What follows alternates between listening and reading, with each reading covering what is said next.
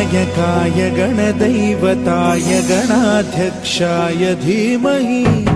गुणशरीराय गुणमण्डिताय गुणेशानाय धीमहि गुणातीताय गुणाधीशाय गुणप्रविष्टाय धीमहि एकदन्ताय वक्रतुण्डाय गौरीतनयाय धीमहि गजेशानाय भालचन्द्राय श्रीगणेशाय धीमहि एकदन्ताय